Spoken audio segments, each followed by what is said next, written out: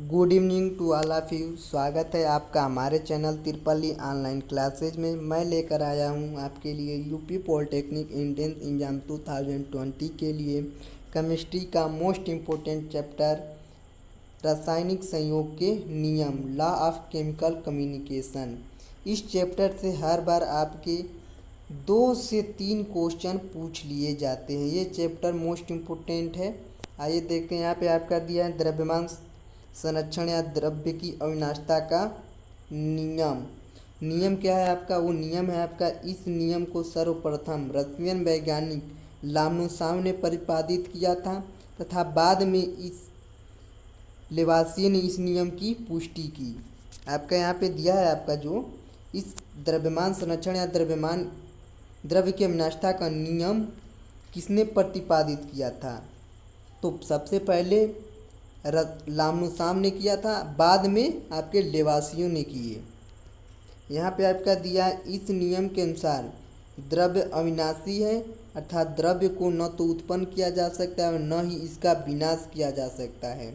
अतः किसी भी रासायनिक अभिक्रिया में परिवर्तन के उपरांत भी द्रव्य का कुल द्रव्यमान उतना ही रहता है जितना अभिक्रिया से पूर्व था।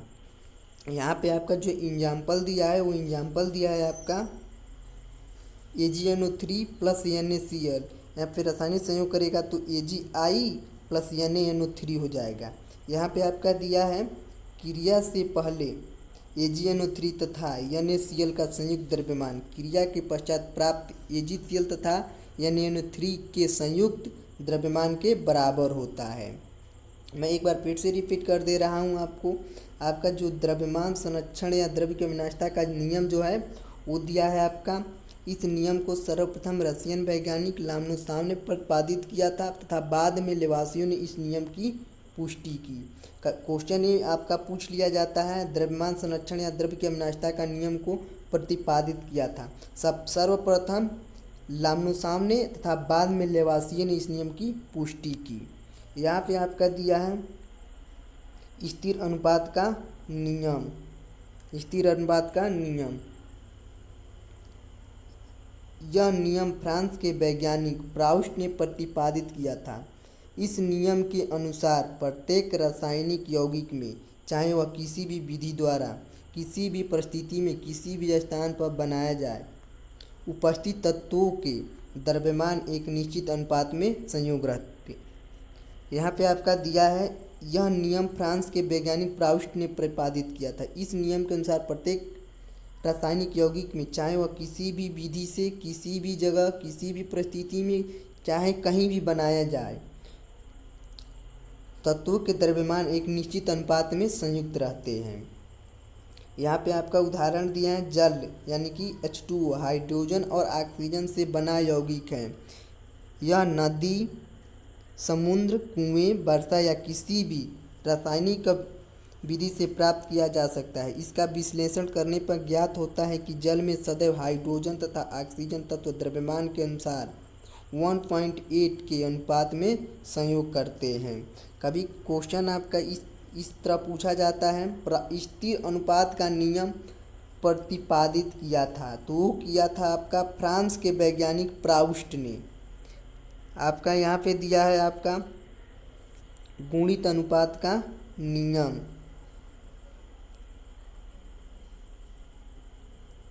गुणित अनुपात का नियम, इस नियम को 1803 ईस्वी में जॉन डाल्टन ने प्रतिपादित किया था।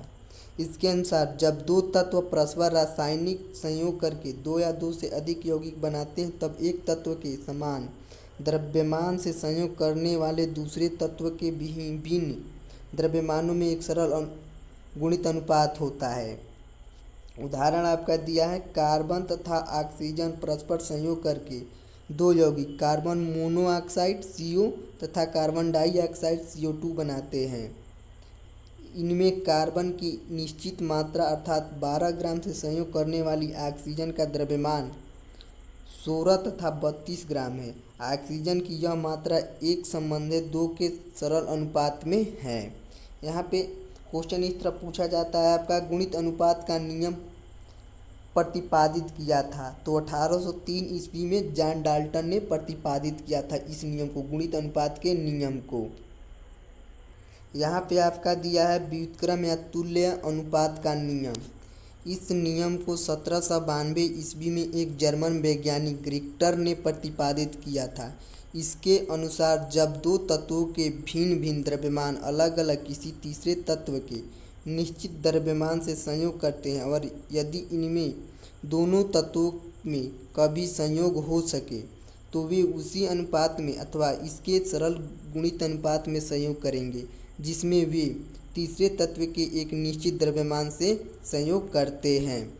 यहाँ पे आपका उदाहरण दिया है, आपका एग्जाम्पल जो दिया है, कार्बन हाइड्रोजन से संयोग करके मीथेन तथा ऑक्सीजन से संयोग करके कार्बन डाइऑक्साइड बनाता है। इन यौगिकों में कार्बन के निश्चित द्रव्यमान अर्थात 12 ग्राम से संयोग करने वाले हाइड्रोजन एवं ऑक्सीजन तत्वों के द्रव्यमानों में 4 संबंध यानी कि 1:8 का अनुपात है।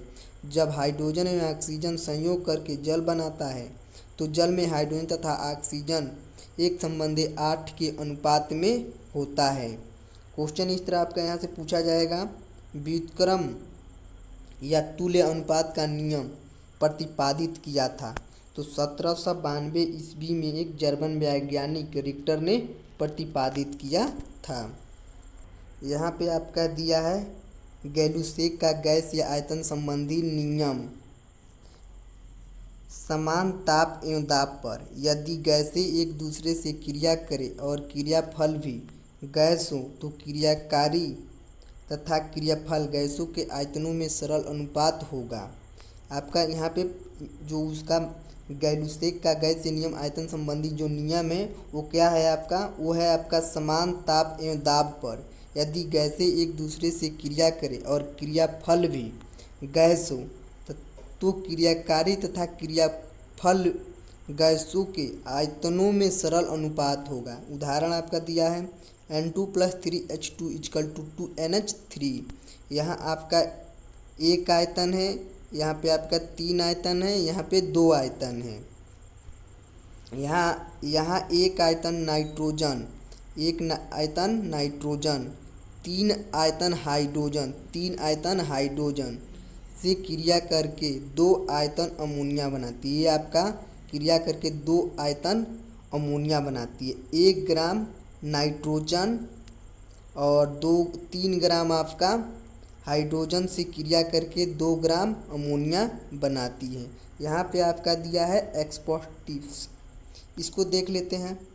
द्रव्य की अविनाशी का नियम नाभिकीय अभिक्रियाओं के लिए सत्य नहीं है।